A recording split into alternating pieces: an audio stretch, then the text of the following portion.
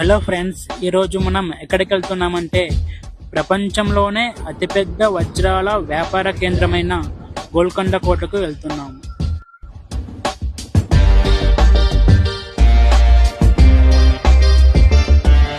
అసలు గోల్కొండ అని పేరు ఎందుకు వచ్చిందంటే 11వ శతాబ్దంలో గొర్రెల కాపరి గొర్రెలు కాస్తుండగా ఒక దేవత విగ్రహం కనిపించింది. ఈ విషయం అతను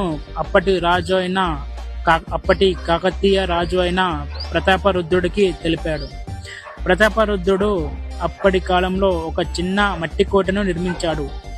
తర్వాత వచ్చిన గణపతి దేవుడు మరియు రుద్రమదేవి ఇంకొంచెం మట్టి కోటను డెవలప్ చేశారు. తర్వాతి కాలంలో వచ్చిన ఇబ్రాహిం కులీ కుతుబ్ షా దీన్ని గ్రానైట్స్ ని యూజ్ చేసుకొని పెద్ద కోటగా నిర్మించాడు. ఈ గోల్కొండ కోట ప్రపంచంలోనే ప్రసిద్ధమైన వజ్రాల వ్యాపార కేంద్రం. ఇక్కడ నుంచే అనేక దేశాలకు వజ్రాలు ఎగుమతయ్యేవి.